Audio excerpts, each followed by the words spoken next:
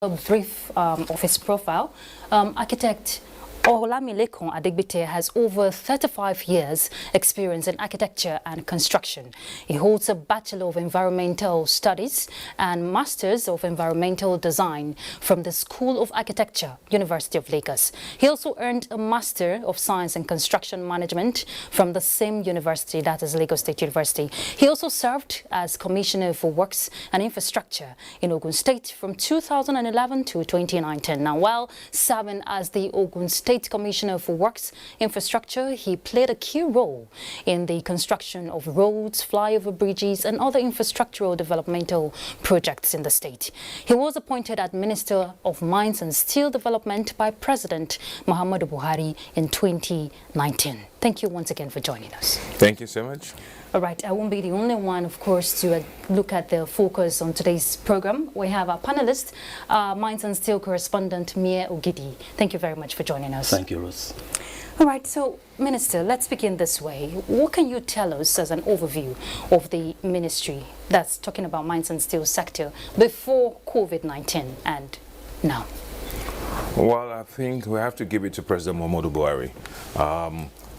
Proud to even COVID-19. Sometime, I think as far back as when he came into office in 2015, there had been conscious effort to promote the mining sector. And I think for the first time in the history of the ministry of the sector, government deliberately gave money as intervention fund, something outside the budgetary cycle. And this money was given in 2017 to promote the mining sector.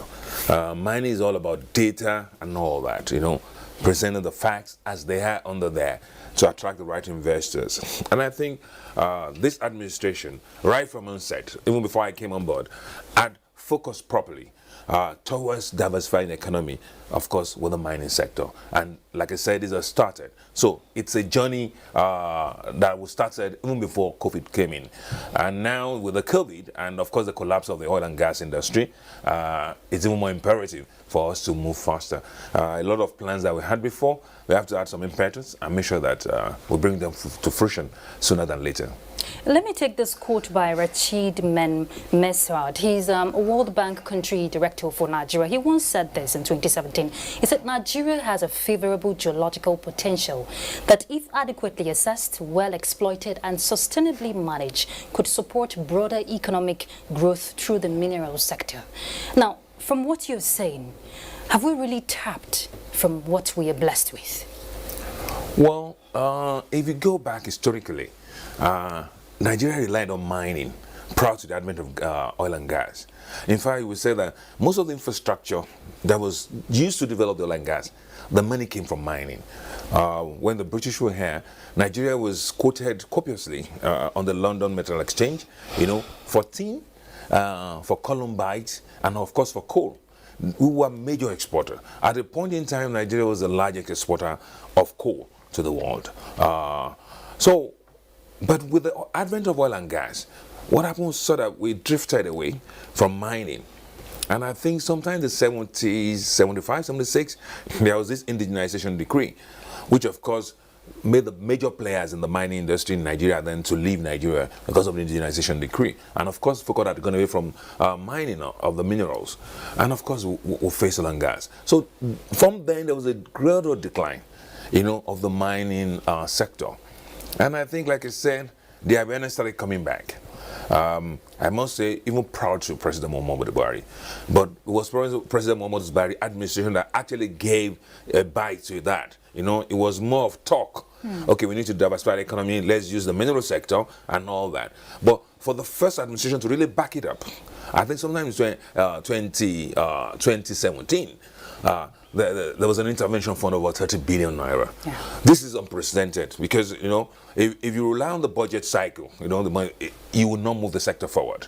So President Muhammadu Buhari brought something out. It was called intervention fund. So it was given to the ministry. And of course, this catapulted activities. So like I said, mining was a big deal in Nigeria, you know, but then from the advent of oil and gas, 58, 60, we started drifting away until about 75 when mining seemed to have even just stopped totally. in Nigeria. Of course, on the big scale, we still have the artisanal miners, those people who are, of course, engaged in subsistence mining, something just for their own upkeep. Of course, that one abounds in Nigeria. But that will not, of course, get us to the kind of thing we're looking for. Okay, thank you, sir. It's good meeting you one-on-one here. You talk of 30 billion intervention fund in 2017. Okay, that was before the COVID-19. But now Nigeria is like a family that has many children, and oil and gas was the first born. Now the first child is not doing that much, so we are back to the second child, that is you. How are the products from the mining sector, how are they faring at the international market right now during this period? Well, one, because of, obviously, a lot of industrial output had gone down because of this COVID-19, economies are shut down. So things like industrial metals, those minerals that you need in industry are on a little decline. But you see, most interesting is gold. Because the economy is failing all over the world, currencies are crashing. Everybody is looking for safe haven in gold. So the price of gold has been going up. And Nigeria is blessed with gold. We have a lot of potentials, even proven reserves in some cases in Nigeria of gold. So right now, gold is on its highest. Well, it's been beyond this, but as of today, gold is selling for about $1,714 per ounce as of today. And you see, it's on the ascent. It's climbing. So everybody's looking for a safe haven in gold. So gold right now, I mean, of all the minerals we have in Nigeria, is a prominent one, that the price is good in the market and all that. And if you take that to the market, that of course can earn us so much. Other metals are there, and of course they will rebound. As soon as COVID-19 is over, those essential minerals that you need in industry, for production, we have them in abundance in Nigeria. And of course, these we're already working on. Post-COVID-19, we can begin to push out as the economy all over the world start to recover. We can push them into the industry. But are we experiencing some level of robbery at the gold industry? For instance, we heard of 17 foreigners arrested in Osun State and 2 in Zamfara State, illegally mining gold of late. So are we facing some level of threat at this point? Well, not something we can contain. We've had issues of illegal mining in Nigeria. It's been with us. Essentially, what has happened is, you see, when government focused away from mining, like I said, in the 60s, 70s, there were those people who were involved in mining originally. It became like, so to say, family business. So there were a lot of people in artisanal miners, we call them artisanal miners, who were just mining for subsistence. These people do not have the right implements, the right tools, equipment to do mining. Yeah. And this set of people attracted illegal miners, So under the guise of these artisanal miners, these people come in with some Greek gift, they bring some equipment and they allow them to farm. Of course, these people are cheated, and then we have the legal miners. So government has been focusing on them, trying to get rid of them. What we've seen in recent times is a resurgence of, these are wealth. We need to protect it. So state governments are becoming more aware, and they're cooperating with the federal government to, of course, nip this illegal activity in the bud. And that's what led to what you've just said, Zamfara arresting some people, Osun arresting some people. So it's something, like I said, it's not something that is threatening, but it's something that actually was taking our wealth away illegally. And of course, we need to stem it. And this is a step in the right direction. What has happened? Let me take you back to gold, because a lot of people, they have this perception, if you're talking wealth, the first thing, when you see gold. In February, the Presidential Artisanal Gold Mining Development Initiative was flagged off in Yauri local government area in Kebbi State. Now, what does this portend for small-scale and artisanal miners? You see, essentially, what we've done is, we found out that there is no point criminalizing the artisanal miners. So rather than criminalize them, a lot of them work albeit outside the official circle. What I mean official, I don't want to call them illegal. They don't have the requisite permits and all that, a lot of them. So rather than criminalize them, what we've done is, the Presidential Artisanal Mining Initiative, Artisanal Gold Mining Initiative, PAGMI, as it's called, is to recognize these people and bring them into the fold. Take them out of the illegality. Take them out of these charlatans who exploit them, the illegal miners. So what government is doing is, through this initiative, providing equipment and training for them. You know, we're establishing what we call buying centers, equipment leasing centers. So these people, rather than go to these charlatans who exploit them, the legal people, they come to the government centers. They can get the equipment they need. Thereby, they also get training in safety and all that. So it improves their yield. At the same time now, instead of smuggling their products, the winnings, out of Nigeria illegally, they can sell to the buying centers, government-recognized buying centers. We will buy from them at the correct price. The government will not cheat them. So not only that, they increase their yield, they also make better returns on whatever they want. So government say, look, come and take your equipment from us. You will lease equipment to you. Come back and sell whatever you realize to us and all that. That's all this is all about. And it's working well. Government is grouping them into cooperatives. You know, you put them together. So whatever they win, they come back to government and they sell. They make more money and everybody's better. That way, we can begin to reduce the activity of the illegal miners. That's the chain now. Yeah, once we bring the artisanal people into the fold, cooperatives, and they work with government, it will leave very little room for the illegal miners because they won't be able to hide under anybody anymore.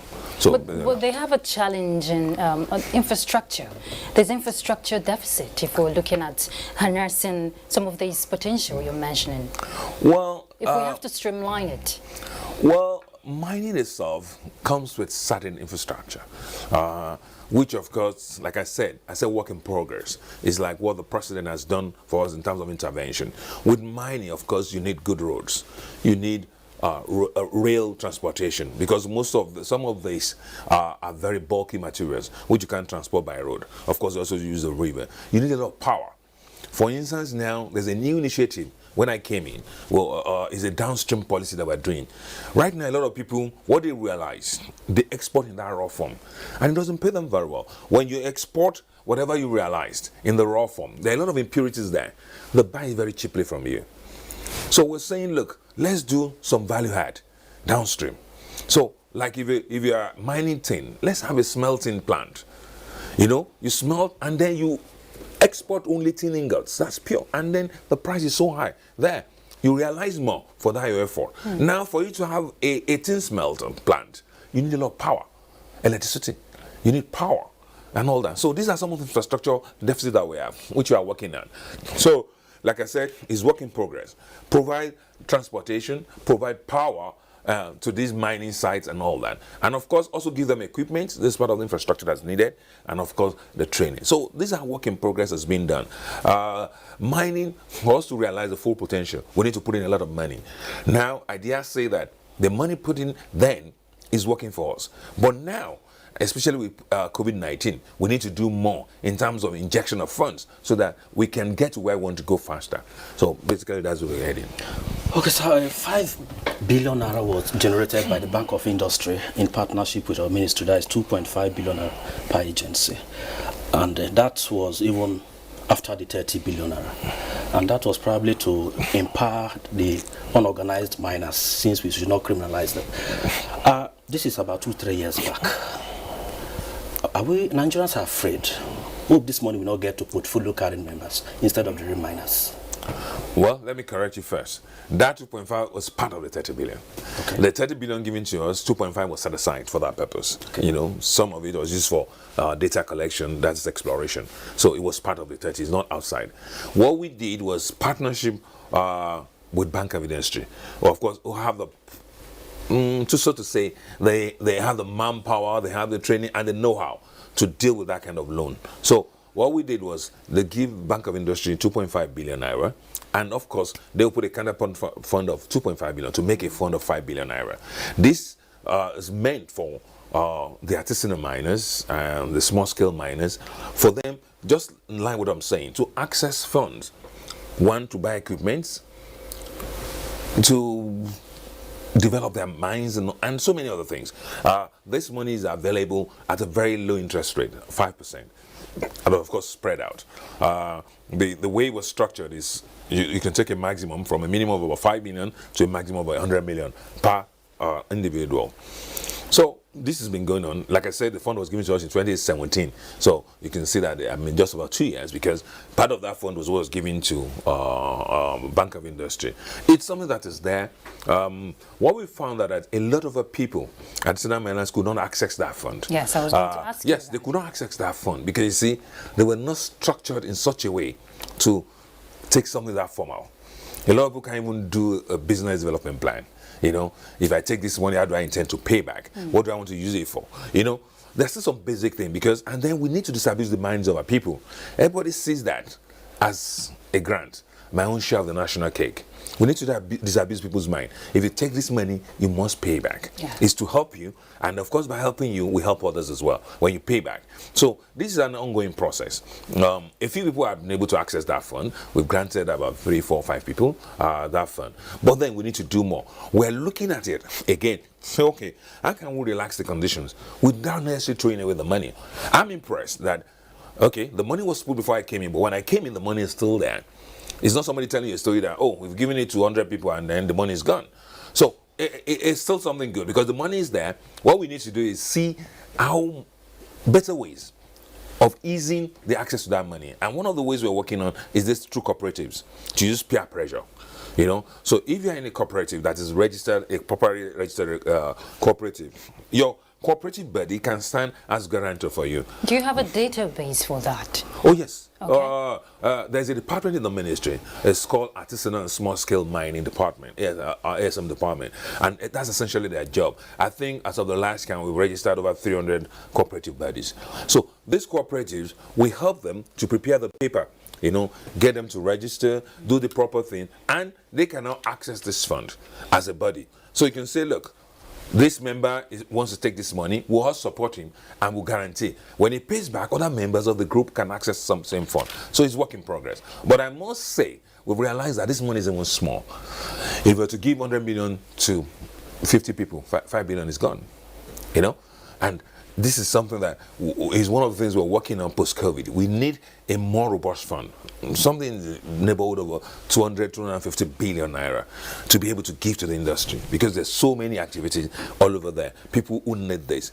And like I said, the most important thing is to inject the fund at the right time so that we can discourage the illegal, we can discourage our people from going to the illegal miners. If we give them the right fund, they have the equipment, they have our confidence, and they won't go to the illegal miners and they won't shield them.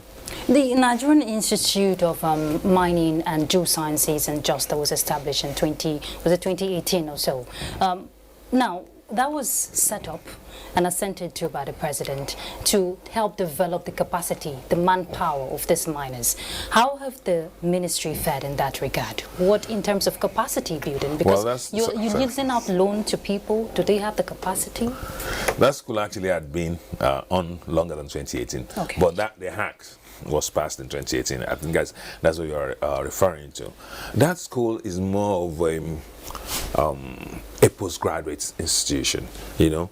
It doesn't take, but it provides the right manpower. It trains people and all that. I'm beginning to feel that, because you see, for instance, mining is knowledge-based. It's based on data and all that. Apart from the artisanal miners, sincerely, they use intuition and all that, because they were born there and all that. So there's likely we have this mineral there, and more often than not, they guess it right.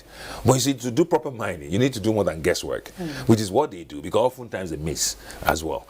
So this is part of the training. So to train competent people who can interpret data.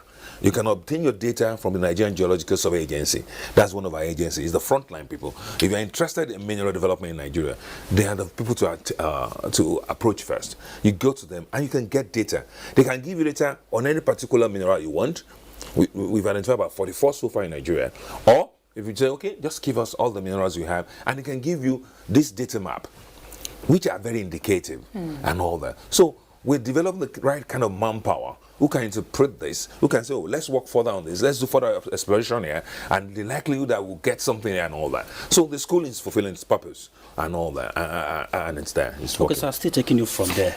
You know, you have a very rich background, you're an architect, so you are a comfortable member in the construction family. And Nigeria infrastructure is a major problem, and Ministry of Mines and Steel has the capacity to at least assist the industry through the provision of, development of bitumen and all that. And I remember you set up a committee to develop that even before the coronavirus. So I hope the attack from coronavirus on the economy will not affect that your plan to develop bitumen in the country. Oh, well, thank you for that. I must not claim that glory. Actually, the bitumen committee was set up before I came. And what I'm doing is, you see, harnessing the results and all that. And the potential is very good. We've got very good bitumen. In fact, foreign investors that come to say it from Canada, because right now, the biggest producer of bitumen in the world is Canada and the USA. They've come and they say that, look, even our bitumen is better than their own. The way it's found and all that, easier to process, and it's of better quality. So investors are rallying, but we still need to do the proper thing. And so that's what we're doing. We'll probably go into what they call a bid round very soon. We've done some research and all that. We know where this is. It's essentially around Ogun, Ondo, Edo axis, and of course some part of Lagos. It's got bitumen. Something very interesting. Just I think Monday. A gentleman came into my office, an elderly man. He had an OPL from NNPC. That's the prospecting license, something like exploration. While he was searching for crude oil, he came across bitumen. And of course, it's coming to us now, of course, to obtain a mining lease. We're in that process. He's well ahead of the curve because he already has some kind of license to that area. We want to license him. Someone like that, if they have the proper funding, of course, not from government, they can approach the market. The potential is there, and of course, what is there is sufficient to attract funding. Before the end of the year, they could be producing bitumen. And I promised them, if they produce bitumen in this country, we can now approach the council and ask for a policy for us to stop importing bitumen. Essentially, now we import most of our bitumen from Morocco, and Nigeria. We can, like you said, we're doing a lot of roads, whether it's construction of new roads, whether it's the repairing roads. Of course, you always need that asphaltic overlay, on our roads. And the basic ingredient there is bitumen. We've got this plenty. We need to exploit it. These are some of the ways mining can begin to help the economy. We plug the holes where we need to import all those things. We substitute locally. And of course, our foreign exchange can be used for some other things, something more useful. Because we got a lot of these minerals. It's similar with a lot of industrial minerals, in the paint industry, in the pharmaceutical industry. We got the minerals that are used, which now are imported. Or what we need to do is develop them and, of course, do import substitution. And we can, of course, save our foreign exchange. But we can't be talking importation right now until post-COVID. That's what I'm saying. Even now, it's planned that I was on to substitute importation. We can stop importation because we have this thing. All we have to do is develop them, take them out of the ground. So what you are importing, you have at home. It's just that little step. Go the extra mile of bringing it out, and you don't have to import anymore. Which brings me to this question. States, a lot of states in Nigeria are blessed with these solid minerals that are yet to be harnessed. Now, what's the synergy like with states government, from the federal side with the states government, in terms of exploring some of these minerals? Because if we're going to be looking inward for the growth of the economy, now is the time. Well, all states in Nigeria, the 36 states, in fact, including the FCT where we are, we're all blessed with minerals. Yes. If you look at the mineral map of Nigeria, it's so interesting. Every part of this country is blessed with minerals, one mineral or the other. From lead, zinc in Ebonyi, to gold in Zamfara, to barites in Nasarawa. We're all blessed. Now, just like the oil and gas, this mineral is on the exclusive list. That is, only the federal government can administer them. But because of the interest of the states government, the federal government has come with a platform. States can now participate in mining, but they can't come as government. They have to come as corporate bodies. And of course, a lot of states are taking care of they're taking advantage of that. They're forming companies, corporate bodies who can approach us and take a license for mining. So if they're interested in any mineral in their jurisdiction, rather than coming as a government, state government, no, they form a company. And the company can apply for all those licenses and exploit it. And of course, they'll be treated just like other investors who are coming in on that corporate body. So we've got a good synergy with the states. The states, of course, everybody's now interested, especially that something might be drying up from the center, everybody's interested. So states are responding. In fact, almost Every state has a mining company now that, of course, is registered, is properly incorporated, and of course, they are approaching us for licenses. So we've got a good synergy with the states, and they were working on that. Okay, sir, when you assumed office, I think one of the first callers was the governor of the state of solid minerals, that's Nasarawa State. He paid a courtesy call on you, and he emphasized on the need for the ministry and the state to at least have a clear-cut understanding on the issue of 13% and other related matters. So, what is that? Sure, what? 13% at least. You made the derivation. derivation that 30% will be given to the state since solid minerals are found in the exclusive legislative list. And secondly, the miners are complaining of double taxation. States want to tax them, federal government want to tax them, and that will definitely affect their profit. So how do you address some of these issues? Okay, let me take it one at a time. The first thing is that I was the one that went to see the Nasarawa governor, because it was one of the states, they call it the state of solid minerals. So I went to visit him. Yes, the 13% derivative is not my making, it's not my policy. It's something that's always been there. It's something that's carried over from oil and gas. It's a federal government policy that's always been there. Whatever is found in your domain, you are, of course, entitled to 30% of that, after our cost is done and all that. So it's the same policy that's coming to minerals, 13% derivation. So even if as a state government, you are not participating, anything realized from your state that comes into the federal purse, even before it's shared among, with the federation account, you are entitled, first of all, to that 13%. That's what the derivation is all about. And of course, it's been done, even before I came into office. That has been done. Right now, it may not be big money, maybe a few 100 million is shared, maybe about $1 billion is shared, periodically among these people. But, as we begin to do more exploitation, and the money is huge, and probably even surpass what we get from oil and gas, we will begin to recognize it. But it's something that's been done now, yes. We do 13% derivation, because what we do is that what is realized from every state, of course, is recorded by the ministry. We have at the head of operation in every state what we call a federal mines officer.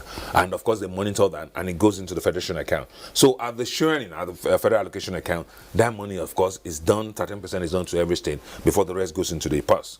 Now, you talk about double taxation and all that. This is some of the things we are working on with the states. That mining is actually the prerogative of the federal government. And of course, they should not burden our investors too much. Some people is making them to lose interest, sending investors away. So, which is one of the reasons I've been visiting a few states, talk with the governors and say, look, we need to attract these investors. Federal government has put a lot of incentive in place. We have tax holidays, we have duty waiver on mining equipment and all that. This is to attract the right investment into that sector. We cannot be doing that as a federal government and then other states thwarting that, by all this little tax.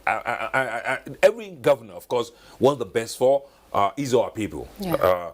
So they want to generate revenue. We understand that. But we need to meet some part of the way, and say, look, let's develop this field first, and then everybody will gain from it. So it's work in progress. We're talking to the governors on this kind of double taxation we're talking about, and we're getting results. And the possibilities of exploration for our minerals is endless. Before the coronavirus pandemic, the global economy was moving towards exploring minerals that can support green energy. And for us in Nigeria, since the world is already moving away from fossil fuels, what are the possibilities for us in Nigeria? Are we exploring some of these minerals like tin, lead? Well, tin, lead belongs to the old one. The new things are lithium, cobalt, coltan. These are minerals of the future. And we've got indications in Nigeria that these are there. There's a program coming from that intervention fund. It's called National Mineral Exploration Project, integrated. It's called NIMEP. It's something, the bulk of the fund given to us was directed at that, which of course to generate data. And some of these minerals of the future as a focus in this, where we have people looking for where these minerals are. And the results are very promising. We've got lithium in Nigeria. This is going to be one of the minerals of the future. We've got coltan, cobalt. These are the minerals that we use in the future. We've got copper. So this is the direction. All we need to do is, I see, be ready for the future. If you mind this, this is the focus where everybody's going to go. Yes, like you said, fossil fuel is out. Some states or some countries, they've already put time limit. By 2025, some are saying 2030, they don't want fossil fuel cars on the road anymore. So some of these minerals are the minerals of the future, and Nigeria has good potentials for this one. All we need to do is do further exploration, gather the data, and of course, bring in the right investor. It could be local investors who will explore these minerals and bring them out of the ground. And of course, we can sell and make money for the country. Okay, I think let's discuss briefly on your most prized child, if I may call him that way. That is the Jakarta Steel Company. Just a few days ago, the Secretary to the Government of the Federation inaugurated a committee, and last year we were in Russia with the President as well in relation to reviving the plant. So where are we now, sir? Well, the resuscitation of Jakarta has been on everybody's mind in Nigeria. As I've said before, it's an emotional topic. And what we went to the Russian African Summit last year when we met the president, and on the side of that summit, the Russian African Summit, there was a bilateral between Nigeria and the Russian Federation, and Mr. President requested of the Russian president Jakarta resuscitation on a government-to-government basis, and of course he obliged us, and that is what we're working on and all that. Since then, that was in October 23-24 last year. Since then, we've exchanged a lot of correspondences, data has been sent to them, what we have and all that. And if not for the COVID-19, what we should have some boots on ground now to do what we call a technical audit. They want to send experts. It was built by the Soviet people, Russians, Ukrainians, under the Soviet Union then. So they want to send experts there to come and do what you call a technical audit. What is the state of the equipment? Because they've left since 1994. They want to look at it and all that, and the possibility of even upgrading because of new technology that is coming. So the plan that they have there. So this is where we are. What the president has done, I requested of the president to set up a team so that we'll have the presidential mandate to execute certain things, and it's giving us a go-ahead, and that's the team that was inaugurated by the SGF. The SGF is the chairman, and I'm the alternate chairman, because the SGF is a very busy man, is there as the chairman, but we can carry on, because it's my primary responsibility. We can run with it, and of course report to him and report to the president occasionally as the case will be. What are some of the terms of reference, sir? Well, if I put it in one word, is to do all that is reasonably possible to bring Jakarta to fruition. Let it begin to produce liquid steel, which is what it was meant for. And of course, the major thing, the president said that we don't want to spend Nigerian money. We don't want to put any cover from Nigerian money in this. So we're going to get funding and do a business case such that Jakarta pays back. And that's what we're working on. So basically, what this team is doing, that all the details that encompasses, do all that is best possible within legal limits to bring Jakarta to fruition, using investors' money, and of course making a business case such that Jakarta pays back for itself from its products. Okay, is that some level of concessioning? Well, we're looking at BOT, build up to transfer. That's what you're looking at essentially now. We know that even steel is always in demand, even if just locally. Jakarta in its first phase will produce about 1.3 metric tons of steel. Nigerian consumption is even more than that. As of now, we import. We import from China essentially. If you're able to bring Jakarta on stream, like I said, it's part of the import substitution I said. By the time Jakarta gets to its third phase, it will be producing about over 5 million metric tons.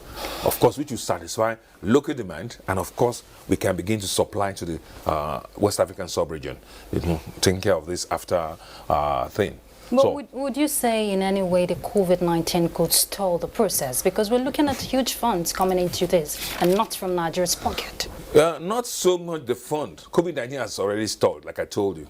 If not for the COVID-19 and, of course, the lockdown, air travel and all that, we should have had people who would have been here since like end of February. They needed like a 3-month period to do the technical audit. So you see now we've lost April, we've lost March, we've lost April, and then May is already going. Nobody's there to travel. If they had come in then, by end of May, we will have had a definite statement that, okay, to bring Jakarta to fruition will cost us so much. We'll have gone to the negotiation table and say, okay, we'll agree on a price. We already have some promises in terms of funding. Afreximbank is bringing in $1 billion. The Russian Export Center is bringing about $450 million. That we have. The cost might be more than that after taking out it. So these are the things that actually should have progressed. So it's not so much COVID is stopping funding, but COVID is actually stopping the activity.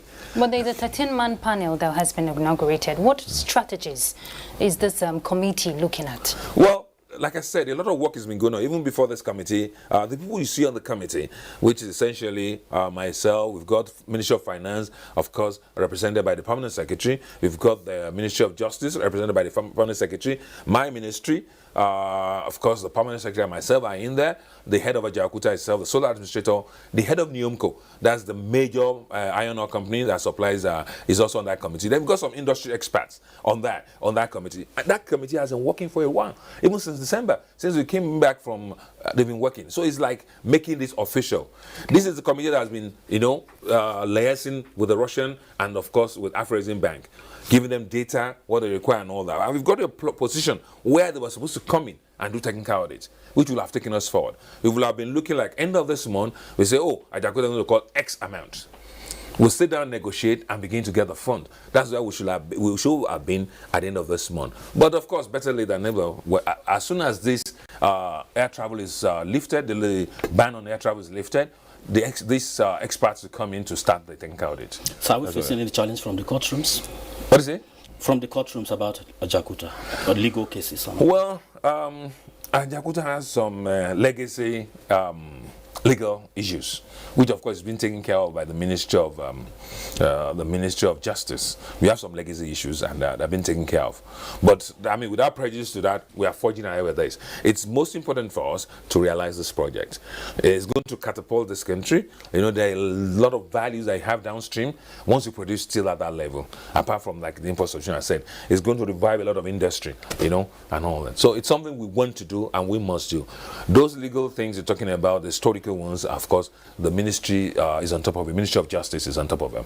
And we can't take away the fact that metal industry has been unarguable, noted as the bedrock of industrialization anywhere in the world. If we're talking sustainable development, bring us up to speed on the Nigeria Metallurgical Industry Bill. I know it's still a draft. Well, we have a school of metallurgy somewhere in Onitsha there and all that, and I think there was a previous attempt to pass this bill, but we had some resistance, opposition from some stakeholders outside who felt they were not taken along in the process of passage. So we've gone back to the drawing board. We've brought everybody on board now, and that bill is poised for it to be passed. Everybody's had their input. Those people who protested initially and all that, they've been brought on board. So we have a good draft now. Of course, that's all it needs to do now is go back to the council, and of course, it's only the council that can send bills to the National Assembly. So this bill will go back to council, and of course, council will send to the National Assembly for passage. So it's something that can you break down a bit of the content in that draft? Well, basically, it takes care of the policies on that industry, the metallurgy industry. You're talking of the people who are engaged at the upstream end, the downstream end. Even Ajaokuta is involved in that bill. It's something that's very comprehensive. How people deal with still the quality of steel that we produce. I don't want to delve too much into that. Right now, some people are producing steel at substandard level. That bill actually deals with that as well. How we regulate the industry, the standard that should be produced, and everything. So the bill is very comprehensive.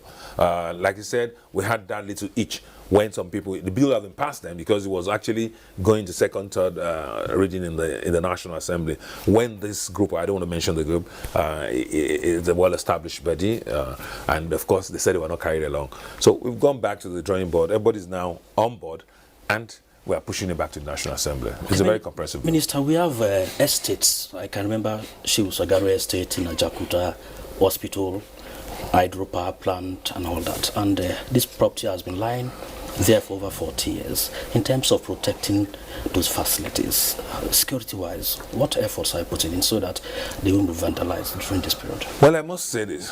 Ajaokuta itself, it's a city. Yes, yeah. Bigger than the FCT. Yeah. If you look at the extent of the FCT itself, it's not as big as Ajaokuta. Yeah. So Ajaokuta has all the components that the city will have. And of course, we're lucky. The federal government has been shouldering that burden by paying salaries since. So there are people in Ajaokuta who are helping to keep eye on the thing. When I visited, I was surprised. Yeah. The plant is not vandalized. I mean, that's, I'm sorry to say, it's unusual in Nigeria. If you had abandoned such a plant, you won't find anything there. People will go and take some parts and all that and then use for their own end. So the plants are still there. Maybe it's safe for the modernization that needs to be done. The housing estates are there. It's a very vast city. Even when I spent 2 days there, we could not even cover everywhere because it's so big. It has its own port facility. There's an airstrip that is planned. You know, you can have something like Abuja Airport if you care. I mean, of course, you don't want to put an international airport there, but you know, it's got facility that a big city will have. So Ajaokuta itself, it's still evolving, it's developing. As soon as the steel plant is able to come on, all these plans will, of course, will fit in, because then a lot of people will come in there, you know, from the upstream. That's the people who supply the materials that goes into production, and then the off-taker itself. So it begins to develop, and you have a steel city, which was what was envisaged by our founding fathers for Ajaokuta itself. So the benefits are enormous if we... Oh, yes, it is. Very, very. Okay, so but what can you tell us about safety of miners? If we're exploring a lot of this potential, there must be safety in check across state. Now, what has the ministry done to put all that in check? You know, I told you, I said what we are offering the miners is safety as well. It's not just giving them equipment, giving them, we're training them on safety, because we've had issues, you know, because mining itself is a very big industry and it's got its own checks and balances, safeties and all that. But you see, we're not dealing with the big mining here. I was in South Africa, I think it was in February, and there's a mine there, mind-boggling. It's about 4 kilometers down. Can you imagine what 4 kilometers is? That's deep. You know, you got a shaft that goes down about 4 kilometers into the core there, and that's where they're doing the mining. I mean, get to that level, it's like a big city over there at that level, because it spreads out and you have a lot of activity going there. When you're there, you don't even know, I mean, you forget the top there. But we're not into that yet, because that is strictly controlled. But even with the artisanal miners that we have, there are a lot of safety issues. People go in there without doing proper shoring. They've had the mines collapsing on them. People die. Some people have maybe a water table, and then the mine is flooded, and of course people die.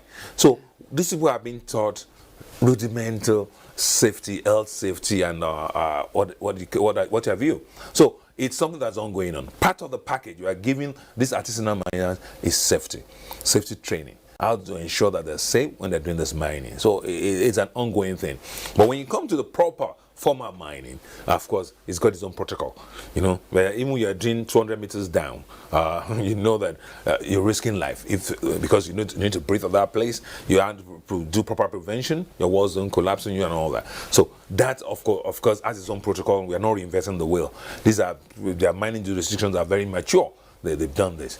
But when it comes to artisanal miners, we're helping them to teach them the proper methods, even within their surface mining methods. Okay, taking a lesson from the Zamfara experience and Niger State, where lead poisoning killed some persons in the past. And some of those miners, they operate, even industrial miners, they operate within communities. Are you considering the environment of sometimes the communities where those activities are going on? That is part of the safety training we're doing. There are other methods without using mercury of course, to extract your gold. You know, when you bring out gold, and maybe a few people may believe that, oh, the gold just comes and you pick the gold. No. Every mineral that you mine probably comes with other impurities. You need to now extract the gold from the impurity. Some of the ways that are not encouraged is when people use mercury and all that. And of course, the mercury leads to leaching. It gets into the water, the waterways which people drink. Some people, out of ignorance, they were using the mortar, their mortar that they normally use for their food, for their grains. They were using it to pound what they realized, which of course contained lead. And of course, so that's what happened in Zamfara case. People are ingesting lead directly, you know, from their gold processing. Once you pound it, you get the gold out, but the lead is now within your mortar. You now bring your grains that you're going to eat, and then you pound as well. And once you ingest lead into your body, it's something that's very deadly. It attacks the nervous system. So we had several deaths then, and of course, a few people that are alive, their life are impaired because it's not something that you can cure. Once it affects you, it's permanent. You can only manage it from there. So it's part of the safety training we're saying. You don't have to do this. These are the proper ways. Even when you realize your goal, these are the proper and safe ways of realizing the goal out of what you have in mind. So, like I said, it's a lot of training going on. It's out of ignorance that people do that, and government is doing its best to train them, and so that they can be safe. Okay, 1 minute. Okay. Let's talk about corruption. Since I don't think your ministry has generated up to 10 billion in the past, but this year you have a target of 10 billion before the coronavirus. I was in the press briefing. So, corruption-wise, and you promised in your inaugural speech in the ministry, corruption and job creation, cardinal to your administration. So how far so far, sir? Well, corruption is something that is with us in Nigeria. What we're doing is that we're trying so much to let the workers know that, look, like on most of the speeches I talk, especially when I'm talking with our people, when I visit them, it's Nigeria first. If you think Nigeria first, then everybody's better off. But if you're thinking self first, you yourself will not be able to enjoy that your spoils. Because by thinking yourself first, you're marginalizing so many people, which of course has led to this unrest.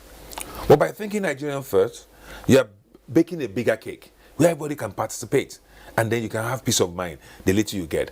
But there's no point acquiring so much illegally, with corruption, and then you cannot enjoy it. So it's like work in progress. You need to talk to people, and like I said, it's always down to the last man. From the guy who's at the border, people mine gold illegally, they need to take it out of this country. Our gold essentially goes to Dubai, United Arab Emirates. But there's a man, at that point, he's supposed to stop them. If you think of Nigeria, you stop them. If you think of a pocket, you collect pittance and they take out the gold.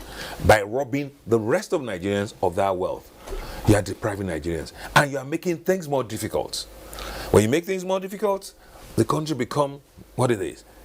And you yourself cannot enjoy that little change that is put in your pocket. So we keep doing this advocacy and all that.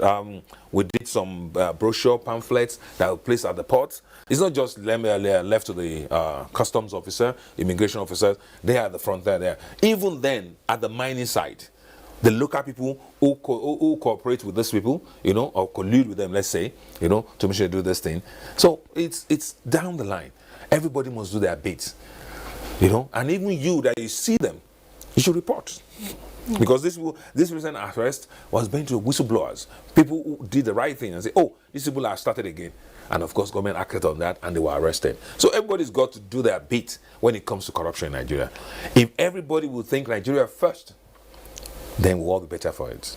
Okay, and of course we know that no economy in the world will remain the same after this coronavirus pandemic, which we all hope and pray to come out of it. For the ministry now, a lot of attention will be focused on it, aside agriculture. What blueprint have you rejigged your blueprint to look at ways the industry can still generate revenue for the country, irrespective of COVID-19?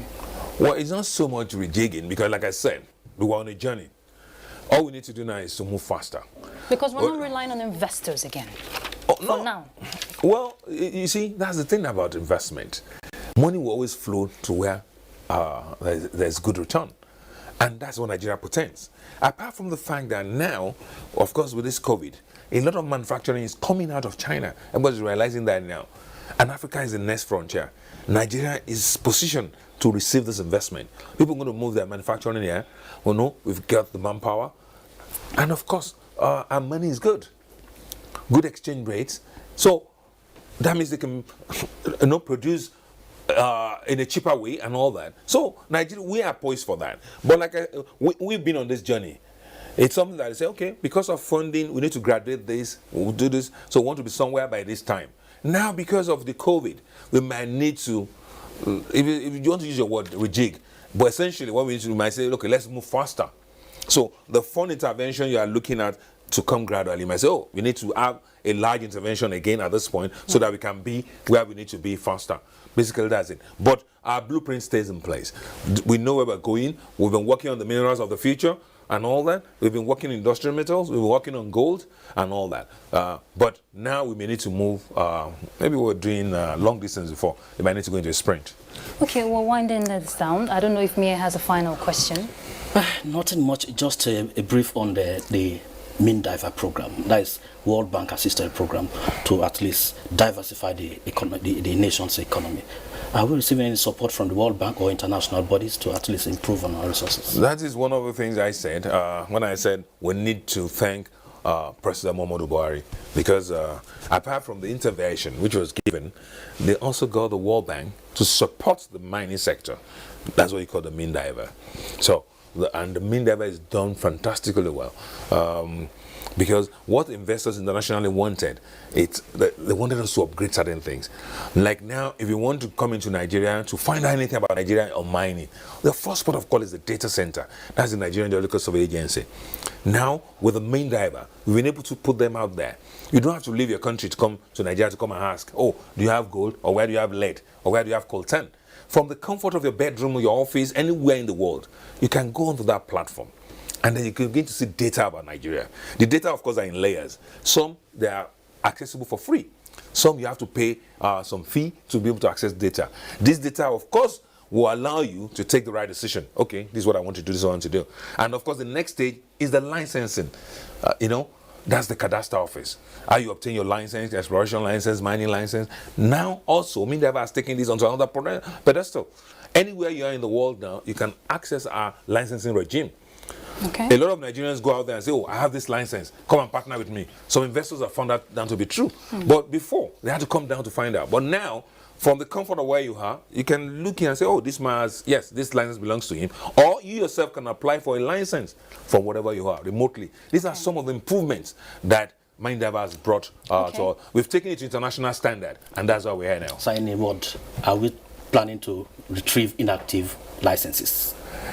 It's an ongoing process. I mean, since I've been in office, we've retrieved over 1,000 licenses.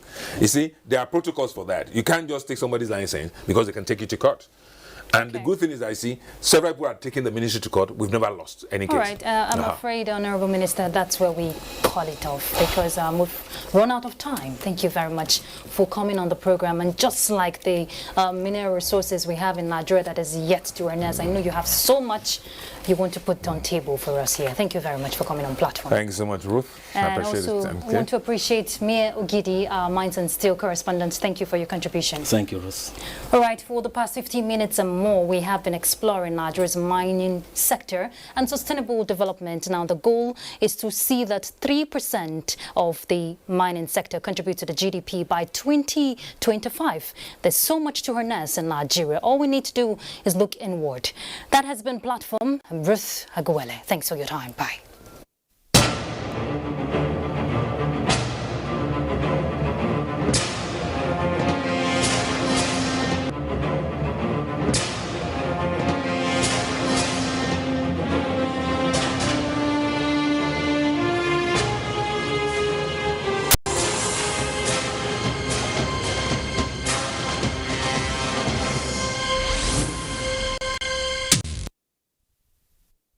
I am Elizabeth Abali. I am here to talk about facts.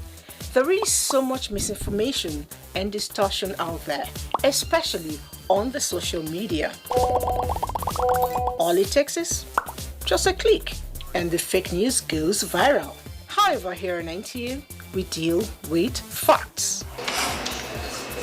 My job is to go out there and comb for factual news and information, just the way it is, all in the interest of the nation. I'm Najaa Tutijani. Here on the NCA, we present only the facts, verified. Beware of fake news, don't be a victim. Stay tuned to the NCA. Especially at this time of the coronavirus pandemic. My name is Nnamdi Ojipo. COVID-19 transmission is mostly through droplets from sneezing and saliva. The most effective way to protect yourself from the virus is to practice good personal hygiene. Wash hands with soap under running water or use an alcohol-based sanitizer if water is not available. Maintain at least 2 meters distance between yourself and anyone who is coughing or sneezing. Cover your mouth and nose with your elbow or tissue when you cough or sneeze. Dispose of the used tissue immediately.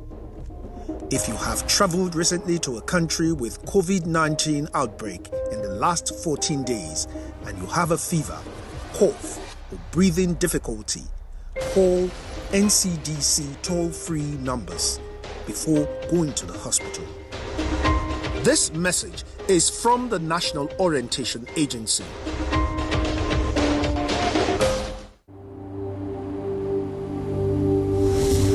For now, the best and most efficient way to avoid getting infected is through regular hygienic and sanitary practices, as well as social distancing. As individuals, we remain the greatest weapon to fight this pandemic. By washing our hands regularly with clean water and soap, disinfecting frequently used surfaces and areas, coughing into a tissue or elbow, and strictly adhering to infection prevention control measures in health facilities, we can contain this virus.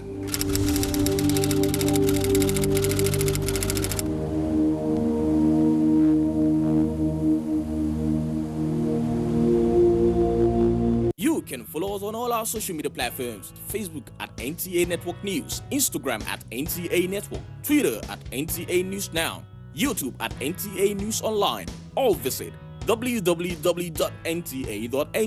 For live streaming, visit www.nta.ng/live.